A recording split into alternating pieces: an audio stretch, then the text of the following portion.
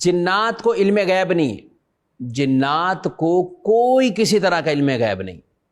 جنات کے حوالے سے یہ ہے، تو جو بندہ یہ دعویٰ کرے کہ میرے ہاتھ میں جنات ہیں اور وہ خود ہی کوئی ایسے ڈھکوسلے مارتا ہو، کچھ باتیں کرتا ہو کہ میرے پاس یہ علم ہے، اس سے کون کہے گا کہ اس سے جا کر پوچھو اور اس کی اپنی تقدیروں کے معاملات اس سے شیئر کرو اور وہ آپ کو بتائے گا؟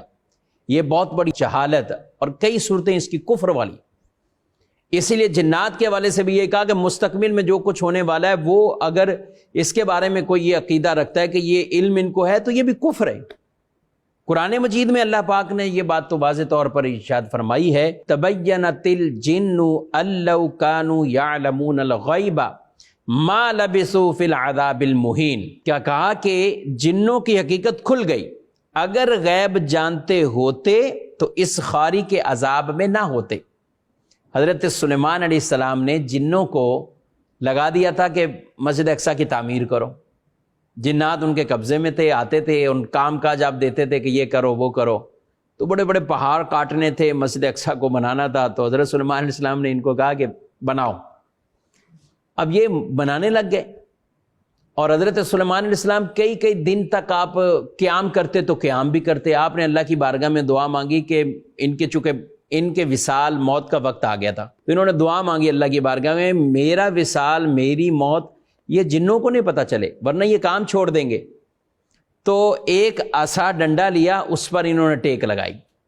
اور یہ قیام کی حالت میں تھے، نماز پڑھ رہے ہیں قیام کی حالت میں، اسی حالت میں ان کی روح نکال لی گئی،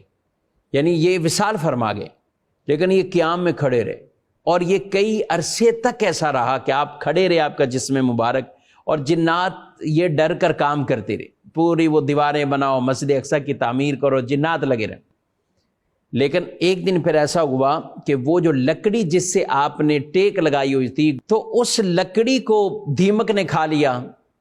دیمک نے کھا لیا جسے ہم گھن لگنا کہتے ہیں، تو وہ کھوکھلی ہو گئی اور لکڑی ٹوٹ گئی، تو یوں آپ کا جسم مبارک نیچے تشریف لے آیا۔ تو جنات نے دیکھا اور کہا کہ یہ تو کب کے یعنی وصال فرما چکے ہیں، اور ہم اس کام میں لگے رہے، ان کی جو بات تھی ہم اس کو پورا کرتے رہے۔ تو اللہ پاک نے قرآن پاک میں بھی یہ ارشاد فرمایا کہ جنوں کی حقیقت کھل گئی، اگر انہیں غیب ہوتا تو پھر وہ اس مشقت میں نہ ہوتے جس مشقت میں وہ رہے۔ لہذا جنات کے پاس کوئی کسی طرح کا غیب کا علم نہیں ہے، تو جنات سے یہ چیزیں پوچھنا ہی حماقت ہے، بے وقوفی ہے، اور یہ چیزیں پوچھنا رشتہ آگے ہو جائے گا، نوکری مل جائے گی، یہ فلاں کام یہ ہو جائے گا، یہ ہو جائے گا، اگر تو اعتقاد معاذ اللہ یہ کہ یہ غیب کا علم رکھتے ہیں تو یہ کفر ہے، پھر یہ کفر ہے، سخت ترین اس کا حکم ہے۔ حالانکہ یہ پہلے یہ بھی بات بیان فرمائے گی کہ جنات آسمانوں کی طرف جاتے تھے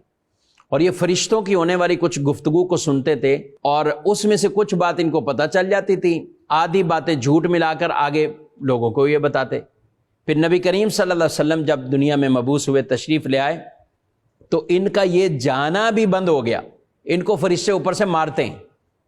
اور وہ دروازہ ہی ان کا اوپر جانے والا بند ہو گیا۔ تو بہرحال حکم خلاصہ کلام یہی ہے کہ یہ پوچھنا، یہ ان سے مستقبل کی خبریں پوچھنا، ایسا کچھ غیب کے بارے میں پوچھنا یہ حرام ہے۔ غیب کا علم رکھنے کا کوئی عقیدہ ان کے بارے میں، جنات کے بارے میں رکھے تو یہ کفر ہے۔